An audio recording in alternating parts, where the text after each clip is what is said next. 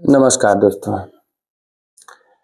दोस्तों। एक घटना है अभी 9 दिसंबर 2024 की। एक सॉफ्टवेयर इंजीनियर 34 साल का जो एक अच्छी खासी कंपनी में जॉब कर रहा है, अच्छी खासी तनख्वाह के साथ, जिसके लिए आजकल लोग परेशान रहते हैं।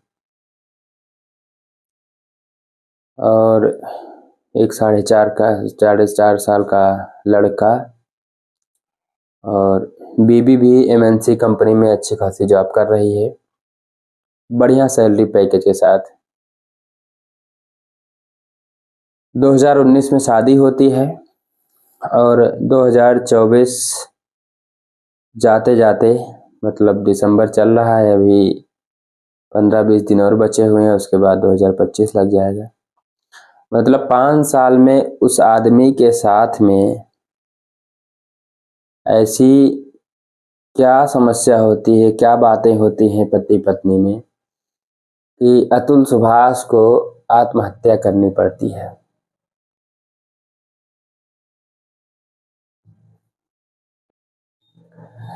दोस्तों, ये घटना है एक लड़की निकिता सिंघानिया, उम्र लगभग 30 से 32 साल, उत्तर प्रदेश के जौनपुर की रहने वाली, एमएनसी कंपनी में जॉब करती है। एक लड़का है बेंगलुरु का, अतुल सुभाष, 34 साल का। वो भी एक अच्छी खासी कंपनी में जॉब करता है और तनख्वाह, सैलरी, जिसके लिए आजकल के युवा परेशान रहते हैं, बढ़िया तनख्वाह पाता है। 2019 में इन लोगों की शादी होती है। 2019 में शादी होती है, 2 साल का दिन बीतता है। 2 साल में ही दोनों की अनबन शुरू हो जाती है। अनबन, लड़ाई झगड़ा, आपसी मामले इस कदर बढ़ते हैं कि 2 ही साल में जो है दोनों अलग हो जाते हैं। दोनों एक दूसरे से अलग हो जाते हैं। मुकदमा होता है, पुलिस थाना होता है, कोर्ट कचहरी में मामला पहुंचता है। यहाँ तक होता है कि लड़का 40,000 रुपया हर महीने उस 4.5 साल के अपने बच्चे के लिए, जो अपनी मम्मी के पास रहेगा, उसके जीविकोपार्जन के लिए हर महीना देगा। ठीक है, चलो ये बात समझ में आती है, लेकिन सोचने वाली बात यह है कि जो लड़की खुद अच्छी खासी कंपनी में जॉब कर रही है, अच्छा खासा पैकेज ले रही है कंपनी से, उसके बाद भी उसको 40,000 रुपये की रिक्वायरमेंट है एक 4.5 साल के बच्चे के पालन पोषण के लिए। चलो ठीक है, उसका बच्चा है तो उसको देना तो है ही, आज नहीं कल देना है। बाप का धन है तो बच्चे को ही जाएगा, आज नहीं कल जाएगा। फिर अतुल सुभाष जो आदमी 9 दिसंबर 2024 को सुसाइड कर लेता है। 1.5 घंटे की वीडियो बनाता है सुसाइड करने से पहले, और करीब 24 पन्ने का सुसाइड नोट लिखता है, पूरी कहानी लिखता है शुरू से आज तक। दोस्तों, उस कहानी के, उस घटना के, जो 2019 में शादी हुई और आज तक के कुछ अंश मैं पढ़ रहा हूँ, जो आप लोग देखिएगा, सुनिएगा।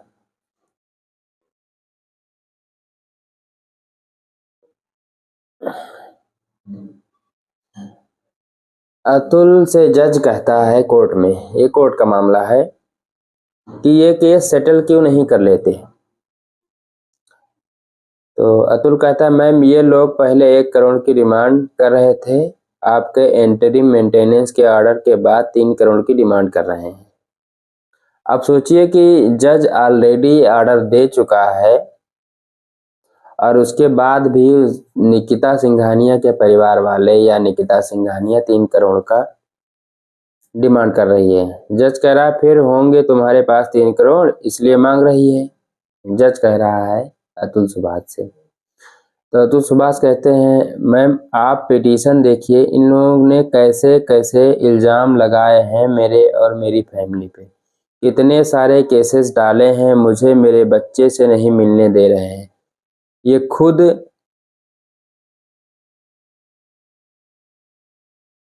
ये खुद घर छोड़ के गई है, मुझे और मेरी फैमिली को हैरेस कर रही है, मुझे बंगलौर से जौनपुर आना पड़ता है। बंगलौर से जौनपुर आना पड़ता है अतुल सुभाष को। ये सारी तकलीफ जो है जज के सामने आदमी बयां कर रहा है।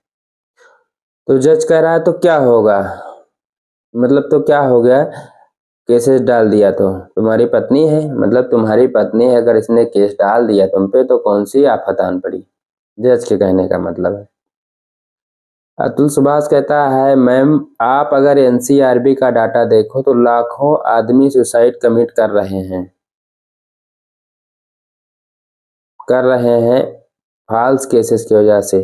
फॉल्स मतलब गलत गलत तरीके से जिनको फंसाया जाए। निकिता सिंघानिया उसी कोर्ट में बोलती है तो तुम भी सुसाइड क्यों नहीं कर लेते।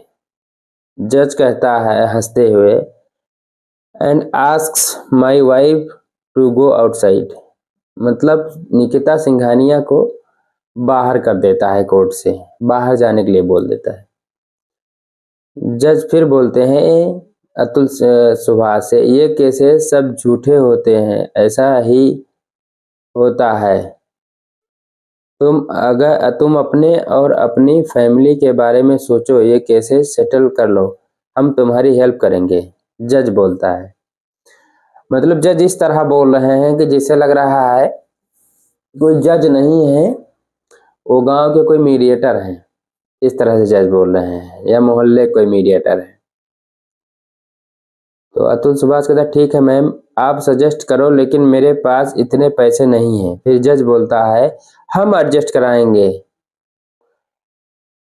मैं 5 लाख लूंगी और मैं सेटल कर दूंगी, इससे कोर्ट में सब सेटल हो जाएगा, बहुत ही रिजनेबल अमाउंट है, इतना पैसा कमाते हो तुम, निकिता भी एडजस्ट करेगी, नहीं तो जीवन भर तुम और तुम्हारे माँ बाप कोर्ट कचहरी के चक्कर काट रहे होंगे।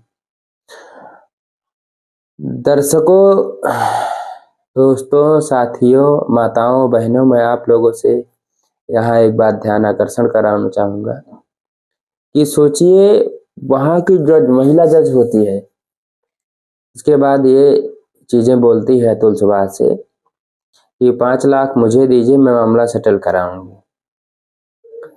तो अतुल सुभाष बोलता है मैम मेरे पास इतने पैसे नहीं है, हमारे पास सारे एविडेंस हैं, मेरी वाइफ को क्रॉस एग्जामिनेशन में कितनी बातें निकल के आई हैं, आप हमारा केस मेरिट पे सुनो। मतलब अतुल सुभाष गिड़गिड़ाता हुआ हाथ जोड़ता हुआ कह रहा है, उसके बाद भी कोई सुनने वाला नहीं है। तो जज बोलती हैं ठीक है तुम्हारा केस मेरिट पर ही सुनेंगे। जब अतुल सुभाष को जज मैडम ने कोर्ट से बाहर कर दिया है, तो उसके बाद निकिता सिंघानिया निशा सिंघानिया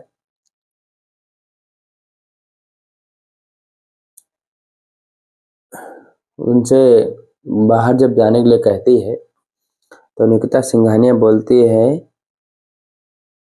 चकल्लस लेते हुए, चकल्लस मतलब जान समझ रहे हैं आप लोग देहात में, अरे तुम अभी तक सुसाइड नहीं किए, मुझे लगा आज तुम्हारी सुसाइड की खबर आएगी, उस दिन जज को सुसाइड करोगे बोले थे तुम। तो अतुल सुभाष बोलते हैं मैं मर गया तो तुम लोगों की पार्टी कैसे चलेगी, मतलब जो पैसे तुम लोग ले रहे हो 40,000 रुपया उस 4.5 साल के बच्चे के नाम पे, तो निकिता वो मुस्कुराते हुए बोली तब भी चलेगी, तुम्हारा बाप देगा पैसे, पति के मरने पे सब पत्नी का होता है, तेरे मरने के बाद तेरे माँ बाप भी जल्दी मरेंगे, फिर तू उसमें भी बहू का हिस्सा होता है, पूरी जिंदगी तेरा पूरा खानदान कोर्ट के चक्कर काटेगा। अब आप लोग सोचिए कि जो लड़की अपने पति से जिसके साथ उसने साथ फेरे लिए हुए हैं, अगर वो इस तरह बात कर रही है और पति 9 तारीख को सुसाइड करता है, मीडिया में खबरें जाती हैं और प्रचार प्रसार जो भी होता है पेपर के माध्यम से या मीडिया में, सोशल मीडिया में, उसके बाद अभी तक पत्नी का कोई रिएक्शन नहीं आया है कहीं से भी, चाहे सोशल मीडिया हो या वीडियो हो या जो भी हो।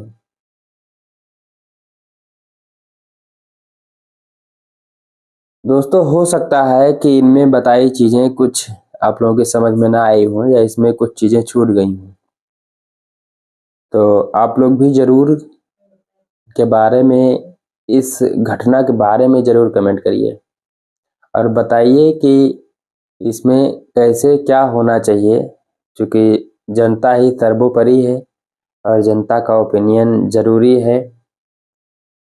हम कहेंगे, आप भी कहेंगे, कई सारे लोग कहेंगे अच्छा बुरा, तो हमें नहीं कह रहे हैं कि अचानक से कुछ बदल जाएगा, लेकिन ये ज़रूर है कि लोगों की समझ में ज़रूर आएगा कि आखिर ये चल क्या रहा है समाज में। और मेरी सरकार से हाथ जोड़ के विनती है कि एक SC/ST एक्ट और दूसरा ये दहेज उत्पीड़न, इनमें या संशोधन किया जाए या इनको पूरी तरह से खत्म किया जाए, क्योंकि आप देखेंगे कि और मामलों की अपेक्षा SC/ST एक्ट, दहेज उत्पीड़न अधिक मिलेंगे। अधिक क्या मिलेंगे? सर्वाधिक यही मामले मिलेंगे।